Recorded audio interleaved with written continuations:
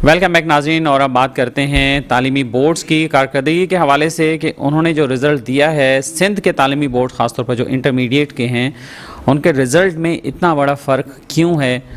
क्या कराची के बच्चे बहुत ज़्यादा नालायक हो गए हैं या उन्हें असातिज़ा सही से पढ़ा नहीं रहे हैं या रिज़ल्ट की चेकिंग में कोई मसला है कि जो परसेंटेज है वो क्यों कम से कम होता जा रहा है कराची के बच्चों का, और जो दीगर बोर्ड्स हैं पूरे सिंध के उनका रिज़ल्ट क्या रहा है, और ख़ास तौर पे जो एनईडी यूनिवर्सिटी का एडमिशन टेस्ट हुआ है उसमें क्या नताइज सामने आए हैं, और उसको देखने के बाद भी क्या जो बोर्ड्स का डिपार्टमेंट है, जो उसके मिनिस्टर हैं और ख़ास तौर पे सीएम साहब भी कोई नोटिस लेंगे, उस पर कोई स्ट्रेटजी बनाएंगे या नहीं बनाएंगे, क्या मामला है ये सारा, इस पर हम गुफ्तगू करेंगे। हमें स्टूडियो में ज्वाइन किया है सीनियर जर्नलिस्ट और सीनियर एजुकेशन रिपोर्टर हैं जनाब सैयद मोहम्मद अस्करी साहब। वेलकम अस्करी साहब। तो पहले तो ये बताइए कि ये चल क्या रहा है सिंध के तालीमी बोर्ड्स में। देखिए, हम पहले भी इस टॉपिक पर बात कर चुके हैं। सिंध के बोर्ड्स जो हैं वो आपको भी पता है बहरान का शिकार है। किसी बोर्ड में ना तो कोई मुस्तकिल नाज़िम इम्तहानात है, ना सेक्रेटरी है, ना चेयरमैन है, ना ऑडिट अफसरान है। थोड़े थोड़े वक्तों के लिए लोग आते हैं और अपॉइंट होते हैं। ज़ाहिर है फिर उनकी तरजीहात कुछ और होती है। किस तरह आते हैं ये आपको भी पता है, हमें भी पता है, ज़ाहिर है। और ये सूरत हाल गुज़श्ता 4-5 साल से जारी है। आपने जिक्र किया एनईडी के एंट्री टेस्ट का। जी हाँ, एनईडी का एंट्री टेस्ट हुआ तो उसमें हमें पता चल जाता है कि भाई किस बोर्ड्स की क्या परफॉर्मेंस है। चूँकि एनईडी का टेस्ट एक अच्छा टेस्ट होता है और ख़ुद वज़ीर आला सिंध भी वहाँ से फारिग तहसील हैं, तो जो एनईडी का टेस्ट हुआ उसमें जो A1 और A ग्रेड लाने वालों की नुमाया अक्सरियत वो फेल हो गई। अच्छा, कुछ बोर्ड वाइज कुछ इस तरह रही। सबसे ज़्यादा 90% एवरेज रहा, वो रहा A लेवल वालों का। ज़ाहिर है A लेवल का सिस्टम अच्छा है, पढ़ाई अच्छी है, मेरिट है, उनकी कामयाबी का तनासुब जो है वो मोर देन 90% था। फिर हम आते हैं उसके बाद आगा खान बोर्ड की। यकीनन एक अच्छा बोर्ड है और उसकी कारकर्दगी भी मिसाली है। उसकी कारकर्दगी थी 87%। फिर फेडरल बोर्ड है, उसकी कारकर्दगी 75% थी। और उसके बाद कराची बोर्ड का नंबर था जो 67% था। और अफसोस की बात यह है कि ये चूँकि एनईडी में इंटीरियर सिंध की भी सीटें होती हैं और वहाँ के बच्चों ने जो टेस्ट दिया A1 और A ग्रेड के थे। हैदराबाद बोर्ड का 25%, मीरपुर ख़ास का 22%, सक्खर का 30%, लाड़काना का 20%। इस तरह ये रिज़ल्ट था। आप ये बताएं, एक बच्चा जिसने A1 लाया हो वो कैसे टेस्ट में जो है वो फेल हो जाए। यानी एनईडी का जो टेस्ट होता है उसमें सिर्फ पासिंग मार्क्स होते हैं 50%, जो एंट्री के लिए ज़रूरी है। इसके बाद अगला मरहला ओपन मेरिट का होता है। आप सोचें A1 ग्रेड जो 90% ला रहा है, जो 85 ला रहा है, जो 80 ला रहा है, वो टेस्ट में 50% भी नंबर ना लाए तो ये सवाल बनता है कि ऐसे बच्चों को नंबर कैसे दिए जा रहे हैं। राइट। और हमारे साथ वीडियो लिंक पर ज्वाइन किया है जनाब नदीम मिर्ज़ा ने, जो कि चेयरमैन हैं स्टूडेंट्स पेरेंट फेडरेशन पाकिस्तान के। अस्सलाम वालेकुम नदीम मिर्ज़ा साहब। नदीम मिर्ज़ा साहब, आवाज़ आ रही है आपको? आपको आवाज़ क्लियर आ रही है मेरी? नदीम मिर्ज़ा साहब, आवाज़ आ रही है? जी जी, आवाज़ आ रही है। नदीम मिर्ज़ा साहब को गलबन आवाज़ नहीं जा रही है मेरे ख्याल में। और नदीम मिर्ज़ा साहब, आवाज़ आ रही है आपको? अस्सलाम वालेकुम।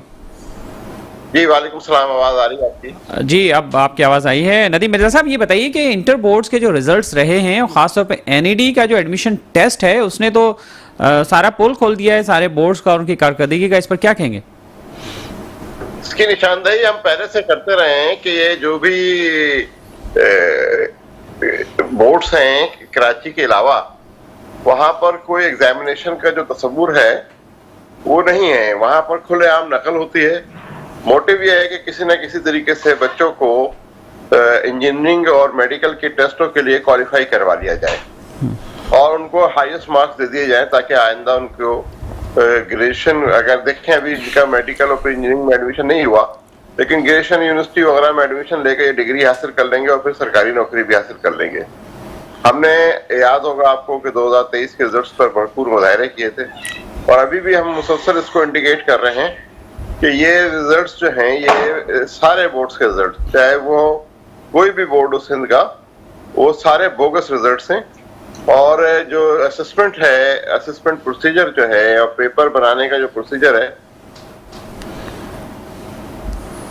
नदीम मिर्जा साहब तो तमाम तर गलत है। इस मसले का हल चुके हैं। आपको आवाज आ रही है? आपको? जी जी, आवाज़ आपकी आ रही है, बीच में ब्रेक हुई थी। जी बताइए। जी, तो इस मसले का हल जो है वो सिर्फ एक ही है कि बच्चों को असेसमेंट पेपर वापस कर दिए जाए, ताकि ये असेसमेंट करने के बाद पेपर अगर वापस कर दें तो बच्चे अपना खुद टोटलिंग कर लेंगे, नंबर देख लेंगे, रिजल्ट देख लेंगे कि उन्होंने किसमें क्या लिखा है, उनके वालिदैन भी देख लेंगे। इसके अलावा इन बोर्ड्स को दुरुस्त करने का कोई तरीका नहीं। कुछ अरसे के लिए वजीर ने मुकर्रर किया था बोर्ड ऑफ यूनिवर्सिटीज का, अब वो बोर्ड ऑफ यूनिवर्सिटीज का कोई वजीर भी नहीं है और डायरेक्ट वजीर आला साहब के पास इसका चार्ज है। तो ये चल रहा है और एक साजिश है कराची के बच्चों के साथ। बरमला इस बात पर हम कहने के लिए कोई हमें तामुल नहीं है कि ये बच्चों के साथ साजिश है कि किसी भी तरीके से कराची के बच्चे का रास्ता जो है वो मेडिकल और उसमें इंजीनियरिंग के अंदर जो है वो रोका जाए। पिछली दफा जब हमने मुज़ाहरे किए थे तो जो 60% पर्सन थी कि फर्स्ट ईयर के भी बेसिस के ऊपर आप जो है वो टेस्ट लेते हैं नंबर 1, तो वही गलत है। और उसके ऊपर फिर एनईडी ने इसको 55% के ऊपर जो है वो कहा कि 55% पर एंट्री टेस्ट हम ले लेंगे 60 से कम करके। तो ये होना ही नहीं चाहिए। टेस्ट एक इंटर बेसिस पर होना चाहिए और जो बोर्ड्स हैं इनके क़ब्ले दुरुस्त करने चाहिए। एमसीक्यूज पर मुश्तमिल जो है वो अगर आप पेपर्स दें OMR मशीन के जरिए चेक करें तो ये दूध का दूध पानी का पानी हो जाएगा। फिर चाहे कितनी भी नकल कर लें मेरिट के ऊपर ही होगा। या अगर आप जब तक एमसीक्यूज का सिस्टम नहीं बनाते हैं, अभी इनको 200 अरब से जायद पैसा मिला है एजुकेशन डेवलपमेंट के लिए फॉरेन फंडिंग का, तो ये OMR मशीन कितने की आती है? 1-1.5 करोड़ रुपए की आती है। मशीनें लगा दें, 1 लगा दें, 10 लगा दें, 15 लगा रहे हैं, कह रहे हैं लगा रहे हैं, लेकिन वो कब लगेंगी और कैसा होगा? और इस दफा तो इन्होंने बड़ा वो काम किया है कि इंटर बोर्ड में इन्होंने जो सिलेबस है वो भी 25% रिड्यूस कर दिया है। आप बच्चे में क्या काबिलियत पैदा करना चाह रहे हैं? 75% के ऊपर आप एग्जाम लेंगे और उसके ऊपर भी 64%, 66%, 67% बच्चों को फेल कर देंगे। और वही बच्चे जब एनईडी का एग्जाम देने के लिए जा रहे हैं तो वो 66% पास हो रहे हैं। तो ये क्या है? ये तो सवालिया निशान है। इस पर तो एक आला तहकीकाती कमीशन बनना चाहिए। बहुत शुक्रिया आपका। नदीम मिर्जा साहब हमारे साथ वीडियो लिंक पर मौजूद थे। जनाब अस्की साहब क्या मैं देखें नदीम मिर्जा साहब की कुछ बातों से इत्तेफाक करता हूँ, कुछ बातें इनकी ऐसी हैं। देखें ये कह रहे हैं कि जनाब फला मशीन आ जाए, ये आ जाए। भाई जब आदमी मेरिट पे आएंगे, साफ सुथरे आदमी होंगे तो वो गलत काम ही नहीं करेंगे। आखिर माजी में भी तो इम्तहानात होते थे, माजी में क्यों नहीं ऐसी शिकायतें आती थी? माजी में पर्चे आउट क्यों नहीं होते थे? तो आज आप देखें कैम्ब्रिज और आगा खान बोर्ड इतने आगे क्यों निकल गए हैं, फेडरल बोर्ड आगे क्यों है? कि इसकी वजह ये है कि भाई जहाँ चेयरमैन, कंट्रोलर, सेक्रेटरी, ऑडिट अफसर अब मेरिट पर तैनात होंगे, यहाँ तो ये सूरत हाल है। सिंध पब्लिक सर्विस कमीशन में जो अपॉइंट होते हैं, टेस्ट में तो अच्छे नंबर आते हैं, इंटरव्यू में फेल किया जाता है। आपको भी पता है इंटरव्यू में आप कुछ भी सवाल कर सकते हैं, किसी से किस तरह कर सकते हैं, जो भी है, या पहले से उनको बता सकते हैं। जाहिर है सवालात तो अपनी जगह पर बनते हैं। जब तक आप अपना सिस्टम ठीक नहीं करेंगे, मैं फिर ये कहूँगा कि जब तक बोर्ड्स गवर्नर के पास थे, यूनिवर्सिटियाँ गवर्नर के पास थी, सूरत हाल इतनी ख़राब नहीं थी। लेकिन जब से ये चीज़ें वज़ीर आला सिंध को मुंतकिल हुई हैं और वज़ीर आला सिंध ने मज़ीद इसको मिनिस्टर के हवाले किया तो सूरत हाल बद से बदतर हो गई। अस्की साहब यहाँ पे आपको रुकना चाहूँगा। हमारे साथ टेलीफोन लाइन पर ज्वाइन कर लिया है जनाब डॉक्टर मोहम्मद तुफैल साहब ने, जो कि प्रो वाइस चांसलर हैं एनईडी यूनिवर्सिटी के। अस्सलाम वालेकुम जनाब तुफैल साहब। वालेकुम अस्सलाम रहमतुल्लाह। तुफैल साहब बहुत शुक्रिया आपके ज्वाइन करने के लिए। ये जो एनईडी के एडमिशन का टेस्ट का रिजल्ट आया है, ये क्या रिजल्ट आया है? इसके परसेंटेज वगैरह देखकर तो हम सब परेशान हैं कि ये तालीमी बोर्ड्स की कारकर्दगी कहाँ जा रही है, कुछ बताएंगे आप तुफैल साहब? जी बिल्कुल। असल में मैं ये चीज़ वाज़ेह कर दूं कि ऑब्वियसली हम जो टेस्ट लेते हैं उसमें हमारा जो डाटा आ जाता है हर बोर्ड का सेपरेट आ जाता है और उसमें हमें आइडिया हो जाता है किस बोर्ड ने कितने परसेंटेज सिक्योर के पास किए। तो जैसे मैं फॉर एग्जांपल कराची बोर्ड की बात करूं तो 67% बच्चों ने जो है वो टेस्ट पास किया, जो कि रिलेटिवली पिछले सालों से ज़्यादा बेहतर है, क्योंकि पिछले साल 62-63% बच्चे पास करते थे। इस दफ़ा रिलेटिवली जो है वो परसेंटेज बेहतर रही। लेकिन ऑब्वियसली जो अभी बात हो रही थी कि जो कैम्ब्रिज है या हमारा आखान बोर्ड है, आखान बोर्ड भी यही फंक्शन करे, तो उनकी रिजल्ट बहुत बेहतर होते हैं हमारे जो पब्लिक सेक्टर बोर्ड्स के हवाले से। इसमें अगर आप इजाजत दें तो मैं एक चीज जरूर कहूंगा। जी, आपकी क्या रिकमेंडेशन होगी, क्या आप तजवीज़ क्या देना चाहेंगे? देखिए, सबसे पहले ये कि बोर्ड की मॉनिटरिंग मैकेनिज्म अच्छी होनी चाहिए, इसको स्ट्रॉन्ग करना चाहिए। हर दफा ये पेपर आउट हो जाता है। सबसे पहले जो बात है, जो बोर्ड है इटसेल्फ, उसकी जो कंपोजिशन है वो बड़ी इंटरेस्टिंग सी है। वो ये है कि तमाम जो चेयर्स होते हैं बोर्ड के, वो हर बोर्ड में मेंबर होते हैं। उसके अलावा जो एक्सटर्नल मेंबर्स 3-4 होते हैं। तो जब उनकी मेजॉरिटी होती है, हर चेयर एक दूसरे बोर्ड में मेंबर है, तो it would not function properly. तो मेरी रिक्वेस्ट ये होगी कि इसकी जो कंपोजिशन है बोर्ड की इटसेल्फ, जो मेन बोर्ड की, उसको रिकंसिडर करें, उसमें इंडिपेंडेंट लोगों को ज्यादा लेके आए, बजाय इसके कि हर चेयरमैन दूसरे बोर्ड के मेंबर है, तो इस तरीके से मसला नहीं होगा। तो सबसे पहले वहां से आप स्टार्ट करें ताकि आप इस सिस्टम को इम्प्रूव कर सकें।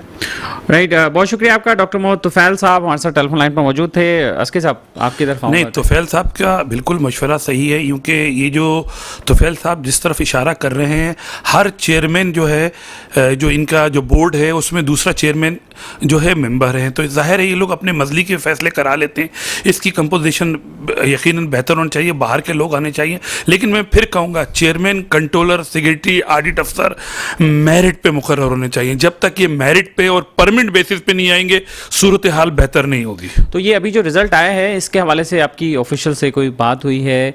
वो क्या कहते हैं, किसी को कोई परेशानी है या सिर्फ हम आप ही परेशान हो रहे हैं, या बच्चे परेशान हो रहे हैं, वालिदैन परेशान हो रहे हैं? देखिए सर, हम तो लिख लिख के थक गए, टीवी पर बहुत आया, सोशल मीडिया पे आया। मसला ये कि हुकूमत की तरजीह ही तालीम नहीं है। जब उनकी तरजीह तालीम नहीं होगी तो फिर क्या होगा? आप जाहिर है, आप ये देखें, इस वक्त भी ये साल जो है 2 दिन का मेहमान है, और सूरत हाल ये है कि इस वक्त 6 यूनिवर्सिटियों में वाइस चांसलर ही नहीं है। आप सोचें, यूनिवर्सिटियाँ 1.5, 2 साल से, बोर्ड 5 साल से बगैर अहम ओहदों के चल रहे हैं। मतलब क्यों एडाकिज्म का शिकार है? तालीम का क्यों इतना बुरी तरह नजरअंदाज किया हुआ? ये एक सवाल है।